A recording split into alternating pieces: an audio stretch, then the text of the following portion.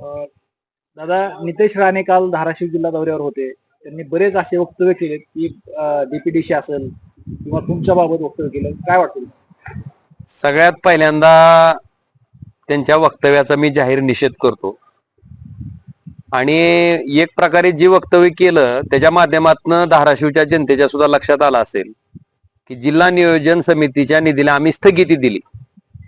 त्यांनी स्थगिती दिल्यामुळं धाराशिव मधल्या जी शहरात राहणारी लोक आहेत, ग्रामीण भागात राहणारी लोक आहेत, त्यांना त्या दलिंदर चिखलाच्या रस्त्यानं प्रवास करावा लागतोय, खड्ड्यानं जावं लागतंय, अनेक ऍक्सिडेंट होऊन तिथं लोक मृत्युमुखी पडतायत. की सामान्य जनतेच्या तर लक्षात आलं की हा निधी थांबवल्यामुळे हे सगळं आपल्याला भोगायची पाळी आहे. शेतकऱ्यांना त्यांचे ट्रान्सफॉर्मर डीपी जे असतात शेतातले ती मिळत नाहीत. पाणी असून त्या शेतकऱ्याला त्या ठिकाणी स्वतःच्या पिकाला पाणी देता आलं नाही. त्याही शेतकऱ्याच्या लक्षात आलं असेल की हे निधी थांबवल्यामुळे आता हा जो काही त्रास आहे तो आम्हाला भोगावा लागतो. आणि सगळ्यात महत्वाचं, हा जो निधी आहे धाराशिव जिल्हा नियोजन समितीचा, हा निधी काय कणकवलीची वडिलोपार्जित इस्टेट प्रॉपर्टी विकून त्या ठिकाणी दिलेला निधी आहे का हो? जर त्यांची वडिलोपार्जित जमीन विकून जर दिलेला निधी असेल तर जरूर त्यांनी त्याच्यावर अधिकार सांगावा. पण हा जो निधी आहे, हा निधी हा सर्वसामान्य माणसाकडनं जो जीएसटी आपण वसूल करतो, जो टॅक्स आपण वसूल करतो, त्या माणसाचा हा पैसा आहे. आणि त्या पैशावर जर अशा पद्धतीनं आपण अधिकार सांगत असू तर संविधानाच्या त्या शक्तीचं काय झालं? मला वाटतं ह्याचा विचार आता त्यांनी करणं गरजेचं आहे आणि ह्याचा विचार जनता करते. आपण टाकलेल्या महाराष्ट्रातील जनतेच्या लक्षात आलं असेल की आपण टाकलेल्या मताची सूज यांना कशी आलेली आहे आणि आता आपण सत्ता आली म्हणजे आपणच मालक झालो. मला वाटतं अशा पद्धतीचं जे वागणं आहे त्याची सूज जनता उतरवल्याशिवाय राहणार नाही. मला आपल्या माध्यमातून त्यांना सांगायचंय की शेतकऱ्यांचा सातबारा कोरा करायचं वचन म्हणजे कर्जमाफी करायचं वचन त्यांनी जनतेला दिलं होतं निवडणूक काळात. लाडक्या बहिणीचे 1500हून 2100 रुपये करायचं वचन त्यांनी आमच्या लाडक्या बहिणीला दिलं होतं.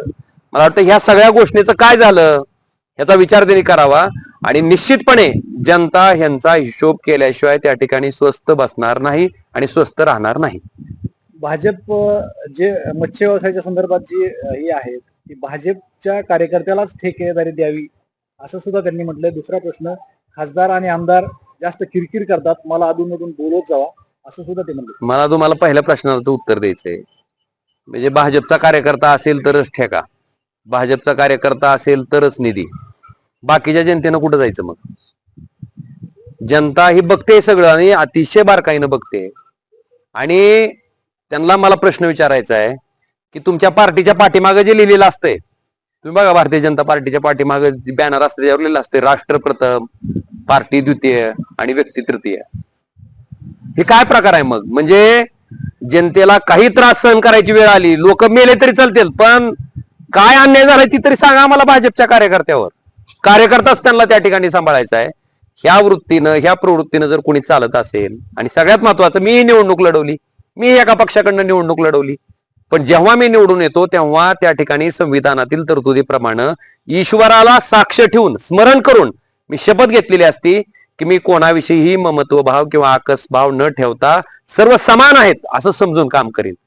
काय झालं त्याचं झालं काय? मग ती शपथ म्हणजे संविधानाचाही बोजारा वाढला, लोकशाहीचा बोजारा तुम्ही त्या ठिकाणी लावलाय. आणि या ठिकाणी अशा पद्धतीचं आचरण एका मंत्र्याच्या तोंडातून येत असेल तर ते खरंच दुर्दैव आहे.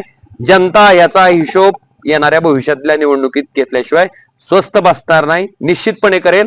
आणि दुसरा प्रश्न तुमचा की किरकिर, आता सामान्य लोकांच्या अडचणी आहेत, त्यांना जर ती किरकिर वाटत असेल तर अशी किरकिर आम्ही रोज करणार आहे. लोकांना जाताना त्रास होतोय, लोक ऍक्सिडेंट होऊन ती खड्ड्याच्या रस्त्यामुळे मरतेत, विद्युत त्या ठिकाणी डीपी जे आहेत लाईटचे ते न मिळाल्यामुळं त्या लोकांना विद्युत लाईट मिळत नाही, पाणी असून देता येत नाही. उमरग्याच्या दवाखान्यामध्ये औषधाची खरेदी विक्री थांबली तुम्ही स्टे आणल्यामुळं. अनेक रुग्ण त्या ठिकाणी पैसे नसल्यामुळं औषध घेऊ शकत नाहीत आणि त्या स्वतःच्या आजारावर उपचार करू शकत नाही.